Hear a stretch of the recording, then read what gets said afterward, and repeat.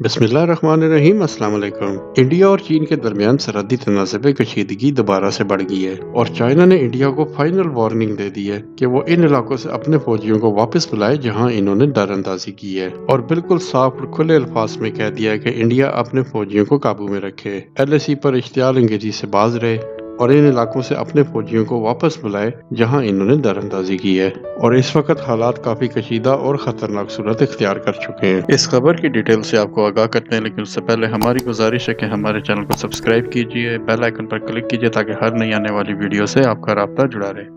India का मुतालबा ये है कि चीन टकराव से पहले वाली पोजीशन पर वापस चला जाए, लेकिन अब चीन पीछे हटने के लिए तैयार नहीं है, बल्कि इसने अब कई नए इलाकों पर दावा करना शुरू कर दिया है। चीन और इंडिया के दरमियान सरहदी टकराव और इससे मुतालिक कई छोटे बड़े मसले अभी जारी रहेंगे। इन इख्तलाफात को पुरअमन तरीके से बातचीत के जरिए ही हल किया जा सकता है, जो कि सभी के मुफाद में भी होगा। लेकिन अगर इंडिया चीन के सब्र को मुसलसल चैलेंज करता रहेगा तो चीन को नरमी से पेश आने की फिर आदत नहीं है। और चाइना ने एक दफा फिर इंडिया पर यह इल्जाम लगाया कि उसने मायदे की खिलाफ वर्जी की है। इंडिया और चीन के दरमियान में कशीदगी कम करने के लिए जो मायदा तय पाया था, इसकी खिलाफ वर्जी हुई है। चाइना की वजारत खारजा ने यह बयान दिया कि चीन ने कभी भी जंग को हवा नहीं दी और न ही किसी की जमीन पर काबिज हुआ है। चीन के फौजी LAC की सख्ती से पाबंदी करते हैं और कभी भी ये लाइन पार नहीं करते। पैंगोंग झील के दोनों किनारों पर इंडियन और चीनी फौजियों में एक बार फिर टकराव की सूरत हाल है, और इस वक्त लद्दाख की सूरत हाल ये है कि LAC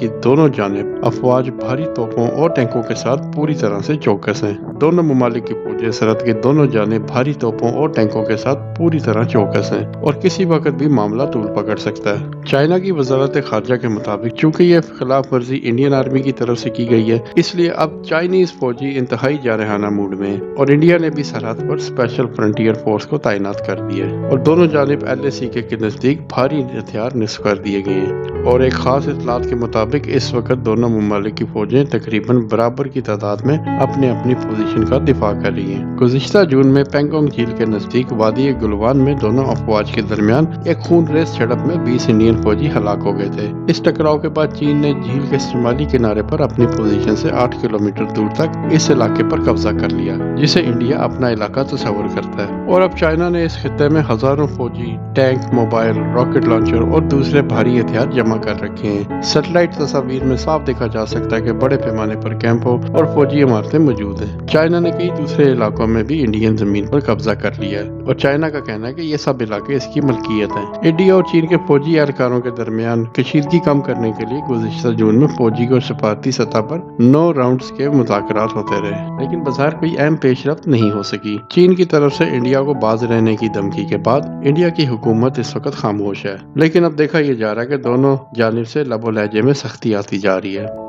अगर आपको हमारी वीडियो पसंद आई है तो हमारे चैनल को सब्सक्राइब कीजिए, बेल आइकन पर क्लिक कीजिए ताकि हर नई आने वाली वीडियो से आपका